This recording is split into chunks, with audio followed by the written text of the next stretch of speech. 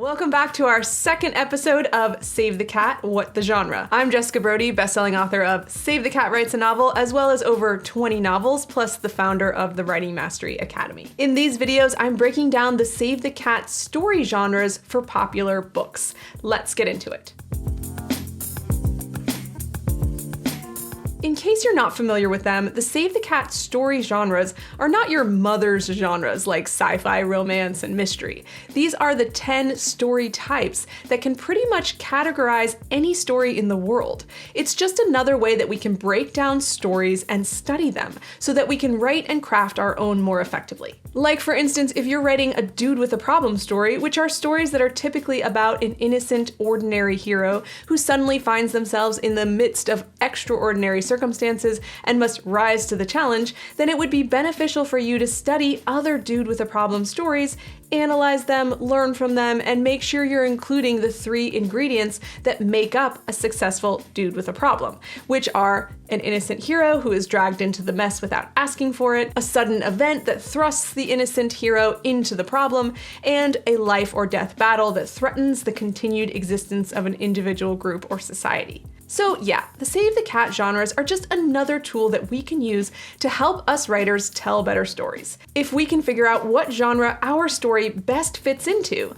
then these handy checklists will help us make sure we're including essential elements to make our story a success. And by the way, if you haven't already downloaded my free Save the Cat genre guide, which breaks down all 10 of the story genres with their checklists and examples of each, then be sure to do that at jessicabrody.com/savethecatgenres. Okay, I've got 3 new books to break down for you today, and remember my caveat, these categorizations are just my own opinion and analysis of the books. The author may have had other intentions, and you might have other interpretations, which is absolutely fine. If that's the case, let me know your interpretation in the comments below. First up, we have the bestseller Newbery Honor, Prince Honor, and National Book Award finalist Long Way Down by Jason Reynolds. Jason Reynolds is a superstar in the young adult scene and a powerful and influential voice in today's literary world. I picked this book because not only was I completely wowed by it, it was also an interesting one for me to break down because it's not written in traditional narrative, it's actually written entirely in verse, and yet it definitely falls into one of the Save the Cat genres. The question is, which one? Let's break it down and see. The majority of the story of Long Way Down takes place in a 60-second elevator ride in which Will, the hero, rides the 7 floors down to the lobby of his building. His plan when he gets to the ground floor is to shoot the man who just shot his brother last night. During this elevator ride, we learn the rules of Will's neighborhood. 1, no crying. 2, no snitching. 3, always seek revenge. On each floor that he stops, a ghost boards the elevator with Will, someone else who was killed by gun violence and who has a story to tell as well. Okay, lots of genres jumping out at me here, and as you know, those are my favorite to puzzle out because as I tell writers all the time who are struggling to identify the genre of their own book, it's all about the kind of story you want to tell. Books can often fit into multiple genres, but the best fit for your book is the one that resonates with you the most as the writer. The one where you can say, yes, that's what I'm trying to do here, which may not be obvious to you until maybe the 2nd or 3rd draft, and that's fine. So for Long Way Down, first off, I got some Golden Fleece vibes. The road would be the elevator ride, which pretty much accounts for the majority of the book, and the individual floors that Will stops on could be construed as the markers of the road. The team is Will and his ghosts, who he picks up along the way, and who all help inform his journey in some way. And the prize is what he's setting out to do, to seek revenge, which is waiting for him at the end of the road. I also got a little bit of an out of the bottle vibe here, which are stories about ordinary heroes who are touched by magic, usually involving a wish fulfilled or a curse bestowed, and the hero learns an important lesson about appreciating and making the most of reality. The ghosts that haunt Will during the elevator ride reminded me of A Christmas Carol by Charles Dickens, which I placed in the out of the bottle camp. And this has some similar themes. Out of the bottle stories feature a hero deserving of the magic, a spell or touch of magic, and a lesson that the hero learns from the magic. I checked all of these boxes for Long Way Down as well. Will is a hero who, in his distraught and grief-stricken state, needs this magic right now. He needs advice and some voices of reason which come to him in the form of these ghosts. The spell or touch of magic are the ghosts themselves that join him in the elevator, and he certainly learns a lesson from them about the violent cycle of revenge. Okay, so what else? What about a rites of passage? Stories that feature a life problem, a wrong way to attack the problem, and an acceptance of the hard truth that the hero has been avoiding or fighting against. The life problem here is clearly death or the loss of his brother. The wrong way to attack the problem is the grabbing of the gun and rushing to enact this revenge. And the acceptance of the truth is something he starts to realize with each ghost that enters the elevator. And finally, I also got institutionalized vibes as well. The group or institution that Will is entrenched in is this neighborhood where he grew up, represented by the rules that he must follow, including rule number 3, always seek revenge. He has a choice and an ongoing conflict with the institution. Do I join and follow the rules or not? And in the end, there is a sacrifice leading to one of 3 possible endings: join, burn it down, or escape. And although Jason Reynolds leaves the final page a little bit open-ended for the reader to decide what Will does, I have my theories, we know that it will most likely end in one of these 3 ways. So what's my final verdict? This one was tough, and again, you might disagree with me, and Jason Reynolds might have been going for something entirely different, but I'm leaning toward it as an institutionalized story. Although I do love thinking of this as an out of the bottle or even a rites of passage, the thing that tipped the scales for me was Reynolds' heavy emphasis on the rules, and how those rules are the driving force for the hero to enact this revenge. I personally didn't get the feeling that Will would have reached for the gun if it had not been for the rules, but I could be wrong. But the existence of the rules and Will's determination to follow them felt very much like an institutionalized kind of message, meaning how much do we do because we think we're supposed to do it? So after much deliberation, that's where I'm putting Long Way Down by Jason Reynolds. Do you agree? Let me know in the comments. Okay, next up, we're going a little lighter with Christmas Shopaholic by Sophie Kinsella. Anyone who knows me or has attended my webinars or taken any of my courses knows I'm a huge fan of Sophie Kinsella. And because it's the holidays, this felt like an appropriate one to break down. I also wanted to break this one down because it's actually the 9th book in the Shopaholic series. And although the books do read more as standalones rather than sequential stories that have to be read in order, I'm fascinated to unpack a 9th book in a series and see what genre it falls into. So the original book in the series, Confessions of a Shopaholic, I placed in the Fool Triumphant genre because it contained a fool, or underdog, Becky Bloomwood, who couldn't stop shopping, an establishment that the fool goes up against, in Becky's case the world of financial journalism, and a transmutation in which the fool becomes someone else or something new, which happens multiple times as Becky tries on different hats and different schemes in order to combat her crippling credit card debt. But this latest installment, Christmas Shopaholic, is different.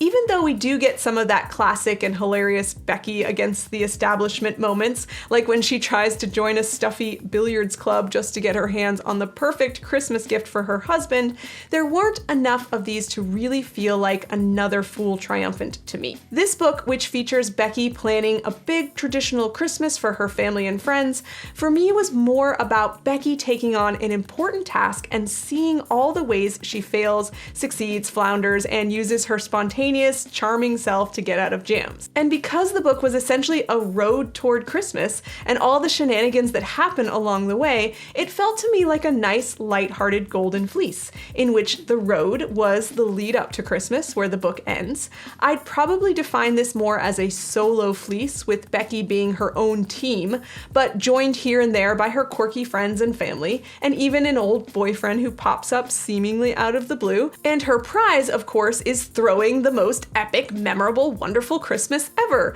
which she sort of does in the most hilarious way, with very funny setbacks. So yes, I'm going to put this in the Golden Fleece box and laugh the entire time I'm doing it, because this one was actually one of my favorite installments of the entire Shopaholic series. And our final book for today's episode of What the Genre is The Turn of the Key by Ruth Ware, which is actually a modern retelling of the classic The Turn of the Screw by Henry James. I really love Ruth Ware's books, and this one might have been my favorite of hers so far. It was so creepy and engaging, and although I will do my best not to spoil anything huge, if you want zero spoilers on this one, I'd probably skip to the end of the video if I were you. Okay, The Turn of the Key. At the start of the book, we know that someone is dead, a child, and that our hero, Rowan, is in prison for the murder which she claims she didn't do. And that's it. That's all we know. So obviously, like the rest of Ware's books, this screams mystery. And mysteries typically do end up in the whodunit genre, but I actually found two possible genres for this novel. So let's take a look at the whodunit genre first. Whodunits are stories about a mystery that must be solved by a hero who may or may not be a detective, during which something shocking is revealed about the dark side of human nature. And they usually include a detective, a secret, and a dark turn. The most important question of these types of stories are not typically who did it, but why. Although the who is an interesting part of the mystery, the why is almost always more intriguing, which is how the genre got its name of whodunit instead of whodunit. But this book is interesting because not only do we not know who did it until the very end, or why, we also don't know who is dead until the very end, which makes this a fun twist on a classic genre. But let's hold it up to the whodunit checklist and see what we get. The whole book is told in letters that Rowan is writing from prison to a barrister that she wants to represent her case. In these letters, she swears she didn't kill that child, and then goes on to tell the whole story about how she got a nanny position with the Ellen Courts, and how weird and creepy the house was with its over-the-top smart home features, and how odd the family was with parents who leave their children with a relative stranger nearly the moment she arrives. Through all of this, we know there is a mystery to be solved, but it hasn't happened yet. So we're essentially piecing it together beforehand as we lead up to the event. This puts us, the reader, in the detective seat. But as Rowan is also attempting to piece together what happened to her in her letters to Mr. Wexham, the barrister, she is also a detective in her own murder mystery. The secret that gets revealed as we, the reader, open metaphorical locked doors, and Rowan opens literal locked doors in this creepy house, is an intriguing secret. But because, no spoilers, I'm not going to mention it here. But I will say it's connected to the reason why all of the Ellen Court's former nannies have quit. And Rowan has several dark turns in this novel as she strives to get to the bottom of this strange family and its strange history of going through several nannies who all left under mysterious circumstances.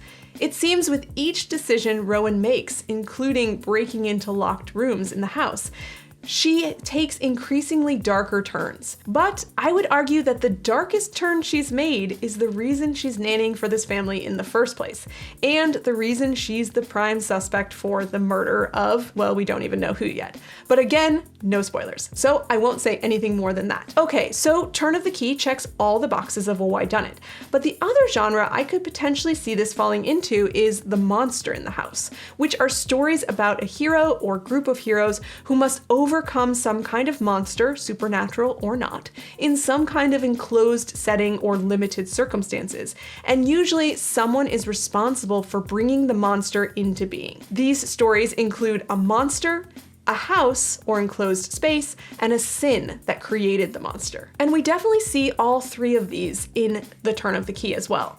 The house is pretty obvious. It's very creepy and remote, and although Rowan is not exactly stuck there, because she's the nanny, she can't very well just up and leave the kids. And because the Ellen Court's house with all of its surveillance and smart home tech is such an important element of the story, it feels like it effectively checks this box. The monster, however, is a bit more nebulous. There are creaking sounds and hints of ghosts or perhaps other supernatural elements. There's a locked garden that has poisonous plants in it, and all of this does serve to push the plot forward and add necessary conflict, stakes, and a looming threat. But we don't actually find out who is responsible for all of this creepiness until the end. And then, well, you can decide whether you think it qualifies as a monster or not. If it does qualify as a monster, then there was definitely a sin for bringing it about.